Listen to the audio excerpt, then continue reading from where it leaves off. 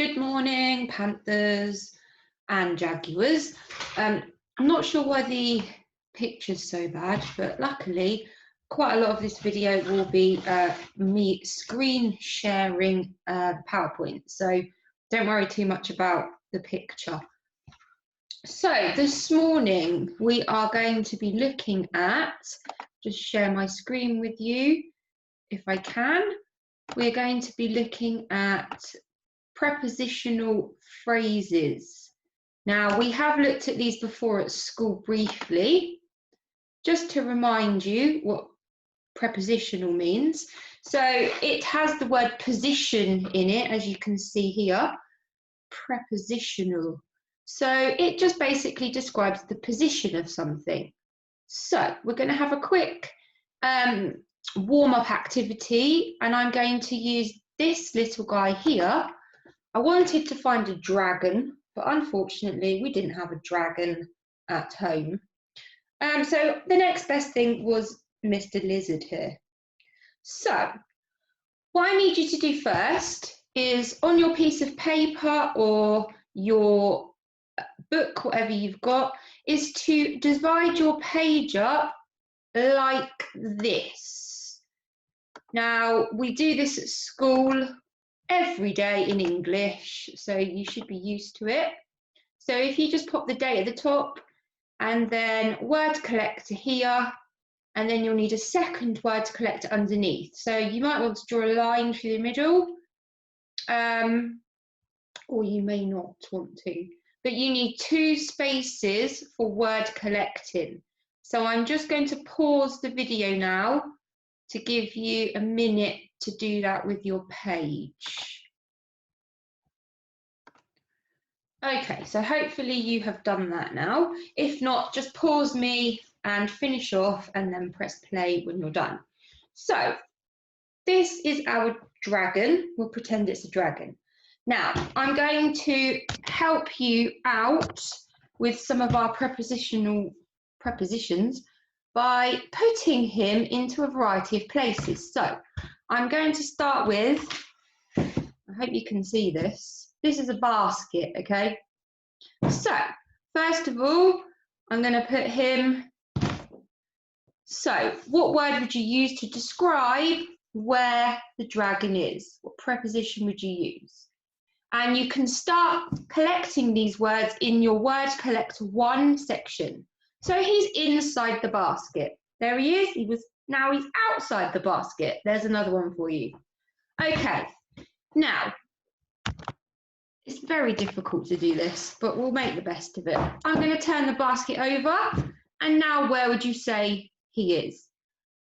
He is on top of the basket. I could also put him, don't know if you can see that, but he could also be under the basket. Now, he's got a little friend. Here we go, another mythical creature. Don't know if you can see that at all, but this is a unicorn. It's the best I could do. So, unicorn is now on top of the basket, and I'm now going to move her. Hope you can see this. How would you describe where these 2 are? So you've got your lizard/dragon and your unicorn. So you could say the unicorn is next to the lizard. You could say the unicorn is to the left of the lizard, or the lizard is to the right of the unicorn. So there's 2 more words that you can use for your first word collector. They are all prepositions. They describe where something is, and that is really useful when we are writing descriptions in narratives and in non-fiction writing as well, to help build up a picture for our reader of where something is that you are trying to describe. Okay, so the first thing you're going to do now, at school we would always have a chat, collect these words together, see how many we could collect together. Unfortunately, we can't do that. So I'm going to get you to pause the video and I'm going to get you in your word collector 1 section to write down as many prepositions as you can think of. I've given you a few to start with. See how many you can think of, extra ones you can think of, and write them into your word collecting 1 section. Now, you might have a parent at home. You might have an older sibling, younger sibling. If you want, you can talk to them and get them to help you. Usually you would talk to your partner, but unfortunately, as I said, we can't do that. So, how many prepositions can you think of? Off you go.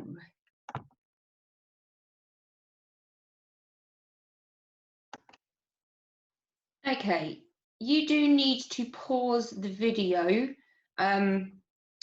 whenever you need to do something, because obviously it's not in real time and I can't pause you myself. So I'm going to share with you some of mine now, and you are welcome to magpie these to add them to your own collections. So you should see my screen now. There's our symbol here that we would use for all sorts of different grammar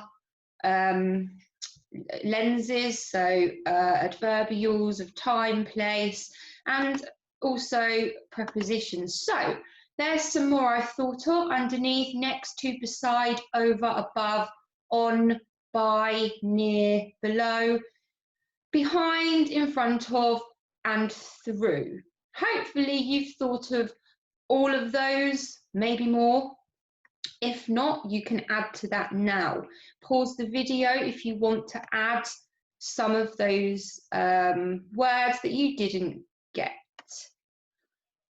Okay, so we are looking at how to train your dragon, as you know, because we had started this off last week. Now, last week, I believe we met the characters, and we did a bit of a setting description about the Isle of Burt, where the young Vikings and the dragons live. So we would usually use the first part of the book as plot point 1, but because you've already had a go at some of those things from chapter 1 and 2, we're going to start our narrative map here, plot point 1 here, which is, as you will know because you have read chapter 1 and 2, it is the entrance to the cave. Now, if you remember, just to catch up, if you're not, if you can't remember, or if you haven't managed to read that, there are 10 young Vikings in the story. They're all boys, and they have funny names. We've got Hiccup, and I can't remember all of them off the top of my head, but Gobber, I think, is one. Oh yeah, we've got Speed Fist, Clueless, Fish Legs. They're quite funny names. They are, I don't know how old they are, maybe about 10 or 11, but that doesn't matter. So they are on the Dragon Initiation Program, which is something they have to pass if they want to be part of the Hooligan tribe. So one of the things they have to do to pass that initiation is they have to catch their own dragon. So they set off on an adventure, I guess you could call it, to find the dragon's cave. So this is plot point 1. Now, I know in class we wouldn't normally read the text until we'd had a go at writing for ourselves, but because you've already read this, we're going to have a go at rewriting it ourselves. And so that everybody is in the same place, I'm going to read you now, and you can follow on the screen, or with the book if you've got it, the part of the text that we're going to call plot point 1. So, when they finally made it to the mouth of the cave, Hiccup looked down briefly at the sea, pounding the rocks way below, and swallowed very hard. "Untie the ropes," ordered Snotlout, his eyes popping with excitement at the thought of the dangers to come. "Hiccup goes into the cave first, because he is the son of the chief," he sneered. "And if any of the dragons are awake, he'll be the first to know about it. Once we're in the cave, it's every man for himself. Only the strong can belong." Although he wasn't your usual mindless thug of a hooligan, Hiccup wasn't a wimp either. Being frightened is not the same as being a coward. Maybe he was as brave as anyone else there, because he went to catch a dragon despite knowing what dragons are like. And when he had climbed perilously to the mouth of the cave, he had found that inside there was a long, twisty tunnel. He still went down it, despite not being too keen on long, twisty tunnels with dragons at the end of them. The tunnel was dripping and clammy. At times, it was high enough for the boys to walk upright. Then it would close down into a narrow, claustrophobic holes that the boys could only just squeeze through, squirming on their stomachs with the flares held in their mouths. After 10 long minutes of walking and crawling into the heart of the cliff, the stench of dragon, a salty stink of seaweed and old mackerel heads got stronger and stronger until finally it became unbearable and the tunnel opened out into an enormous cavern. The cavern was full of more dragons than Hiccup could ever have imagined existed. They were every possible colour and size, and they included all the species that Hiccup had heard of, and quite a few more that he hadn't. Hiccup started sweating as he looked around him, pile after pile of the animals, draped over every available surface, even hanging upside down from the roof like giant bats. They were all fast asleep, and most of them were snoring in unison. This was a sound so loud and so deep that it seemed to penetrate right into Hiccup's body and vibrate around his soft insides, churning his stomach and bowels and forcing his heart to beat at the same slow dragon pulse. If just one of these countless creatures were to wake up, it would raise the alarm to the others and the boys would meet a horrible death. Hiccup had once seen a deer that had wandered too close to Wild Dragon Cliff, torn to pieces in a matter of minutes. Hiccup closed his eyes. "I will not think about it," he said to himself. "I will not." None of the other boys were thinking about it. Ignorance is very useful in such circumstances. Their eyes were popping with excitement as they walked through the cave, hands over their noses to keep out the revolting smell, looking for the biggest dragon they could find that would fit in their basket. They left the torches in a pile at the entrance. The cavern was already well lit by the glowworms, huge, sluggish animals dotted here and there that shone with a steady yet dim fluorescence, like a low-watt light bulb. And the flame huffers gave off extra little bursts of light that flickered on and off as they breathed in and out.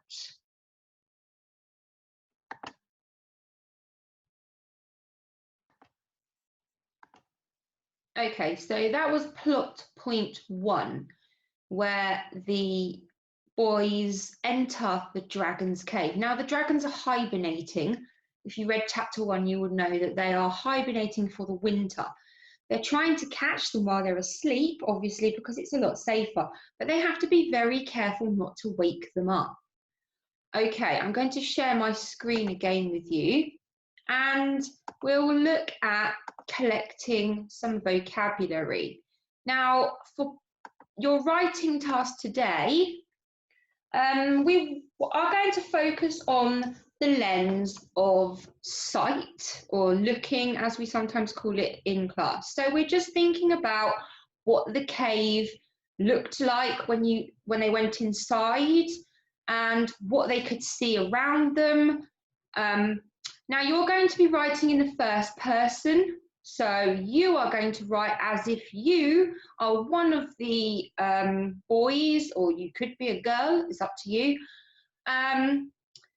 And that you are also on the Dragon Initiation Program and you are part of the tribe, the Viking tribe. So you're going to pretend that you are with Hiccup and his gang, and we're going to discuss and word collect for what we can see inside the cave. Now, unlike the Vikings, I've never been inside a cave, and I'm sure you haven't. So I've got some pictures here so that we can have a look and gather some words to describe what it might look like.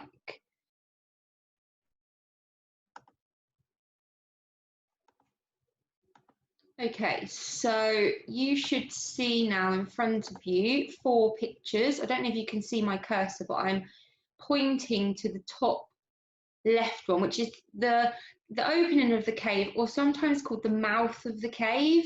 It kind of looks like it could swallow you up. So around you can see lots of rocky, uneven ledges and a dark, gloomy hole where you would enter the cave. This one here, below that, is inside the cave, as they've just walked in the entrance, I guess. Now there are lots of rocks and debris on the floor. It looks quite treacherous, dangerous, if you weren't able to see, especially. So that's why they've got those lanterns, those flames. Now, lots of the vocabulary in that extract was quite new. And if you go to the whole class reading lesson, then we go through those that vocab there, so you can have more explanation. Now, I'm not sure if you can see this one here that I'm pointing to, but I'm looking at the middle picture, and these things here hanging from the roof of the cliff are stalagmites and stalactites that come from the floor. Now, stalagmites are the ones that rise from the floor up, and stalactites, they hang down.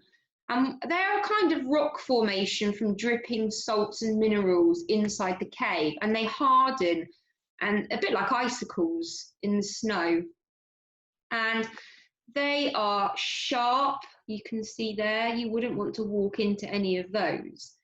And here, right at the end, is the narrow, winding tunnel. Now you can see how narrow that is there. You'd have to go one by one, maybe sideways through that. So this gives us some idea of what they might have seen.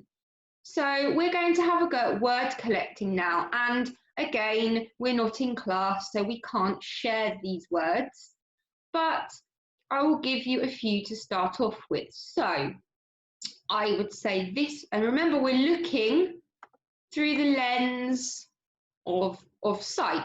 So what can we see? So it might feel, over here is our feelings lens, it might feel cold, and it might feel I don't know, it might feel wet, but we're just discussing today sight. So what can we see? So just adjectives that describe what we can see. Now, I don't want to show you my word collecting page yet, but I've got things on there like sharp to describe the stalagmites and stalactites, rocky, it looks treacherous, so you can see by looking that it looks quite dangerous. Here is narrow, windy, dim, dark, ill-lit. So you're going to have a go now at collecting words for the pictures, and maybe you've read some other books about caves and you can draw from your memory, or from a parent you can sit and discuss some vocabulary that you could use to describe what you can see or what a cave might look like inside. So pause the video now, and I want you to collect as many words as you can through the lens of looking, what can I see? What might the cave look like when we got inside?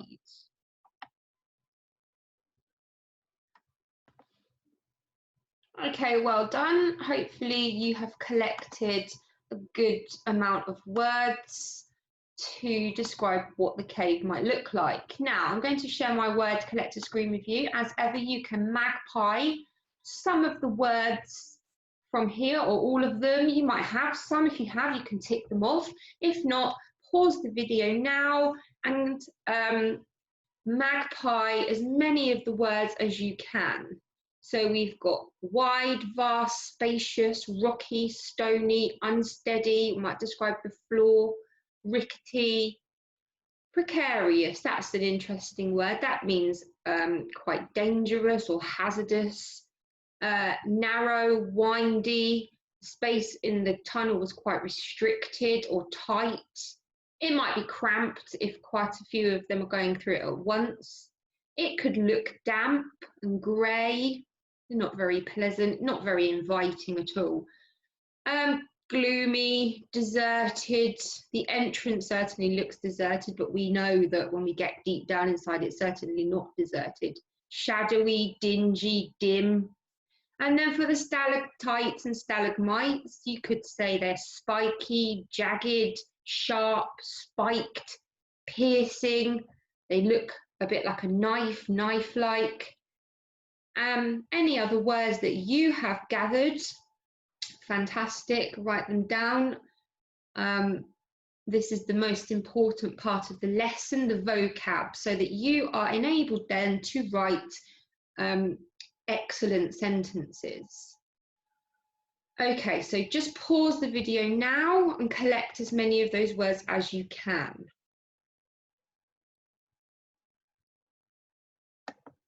Okay, so your task today then, first of all, you are going to put together from your word collector 1 and your word collector 2, so your prepositions, on, in, behind, etc., and the sight words that you have collected, so what you can see in the cave. So you're going to have a go at putting those together to form some sentences, some simple sentences. For instance, on the rocky ledge was a blue and green dragon. What could you see in the cave? How could you put those prepositions together to make a sentence? I'm just going to give you a few minutes to do that. So you need to pause the video and then put those together to form some sentences.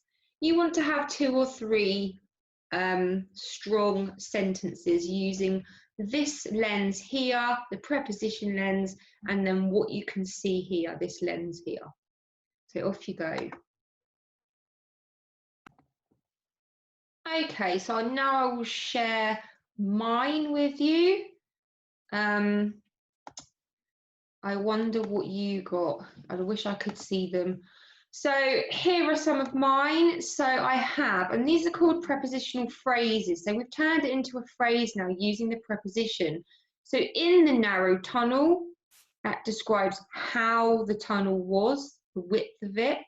Inside the dim cavern, next to the tight entrance, maybe of the tunnel, behind a razor-sharp stalagmite, inside a crack between the rocks, on a tiny, I can never say that word, precarious ledge, which means a tiny, unsteady ledge. And now you're going to think about what is going to be in the narrow tunnel inside the dim cavern. Well, we know that there are plenty of dragons inside the cave.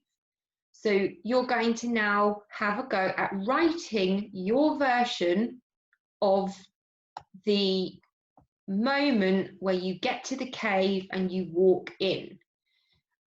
In class, now is where I would model write. Unfortunately, I can't do that live here. It would be backwards. I've tried to do it on a whiteboard and it comes out backwards. So I've had to type it. Now, I want you to use your own words, your own sentences, but you can magpie parts of the model if you get stuck or if you really struggle to think of words of your own. Now, you may want to magpie the first sentence to start you off, you may not. That's up to you. But I definitely want you to have a go at writing your own version of events. So remember, you are one of the young Vikings, you are on a dragon initiation, you're going down and you're writing from when you get to the cave. So I will read you my version. There, right in front of me, was the wide, dim-lit cave. Cautiously, which means carefully, I approached the entrance. It looked damp and gloomy, and I remember wishing that I could run away. I didn't. Instead, I slowly crept in, on tiptoes, so not to wake any of the beasts from their slumber, which means their deep sleep. As I inched inside, I found myself in a narrow and winding tunnel, lit up by the glowworms that sat on every rock on the walls. Through the tunnel I edged until eventually I wandered into the dragon's lair. They were everywhere. Above my head hung snoring bat-like babies. Dragons of all colours and sizes slept behind stalagmites, under rocks, in tight gaps between the stony walls and right next to my feet. One false noise or movement and I would be dragon dinner. Okay, so as you can see, it's one paragraph. I want you to aim for exactly the same amount of writing. It needs to be descriptive. So let's have a look at our success criteria so that you know exactly what you are doing. So use your sentences, the ones that we've done here. Use your sentences then to write a descriptive paragraph in the first person about entering the dragon's cave. So, as I've said, the first person, you should know this, is I and we. So you could refer we if you are talking about being with somebody else. Now, I don't want every sentence to start with I. So remember to use some of the skills we have been taught in class. Do not forget to include prepositional phrases, because that's our learning objective today, and include descriptive vocabulary. Use the word collector words here that you have collected to help you write description about what you can see. Go back to my version here. So I've got a narrow and winding tunnel lit up by the glowworms that sat on every rock on the walls. What else have we got? Damp, gloomy, dim lit, wide. So there's lots of vocabulary there that we have collected already. Don't forget to use that. That is the whole point of doing that. And then here are my prepositions. So we've got behind stalagmites, under rocks, in tight gaps between the stony walls, and next to my feet. So paint a picture for the reader where these dragons are. They are everywhere. They're all around you. Okay? Now, if you would like a challenge, then try and add a simile into your writing. So as you know, that's like describing something like something else. So it was as dark as the night. That's not a very good one. I'm sure you can think of better, but that's just an example. And then when you have finished your paragraph, I want you to come back here and check your work. Read your work and ask yourself, have I used any of the banned words, the year 4 banned words? If yes, then change them. And there's a list of the banned words here. Have I used conjunctions to join sentences? Have I used a variety of sentence starters? So not every sentence starts with I, okay? You need to vary your sentence starters, make it more interesting to the reader. Have you used prepositional phrases? And have you included description? Okay, I think you are ready to start your paragraph. So I expect to see a paragraph at least this long. Now, you may email these to me, or you can just keep it until we come back to school and I can have a look through them. It might be quite a while till that happens. So if you can, then send them through an email. Okay. So you should be all set now. Remember, we're using the lens of looking and the grammar lens prepositions. Okay, off you go then.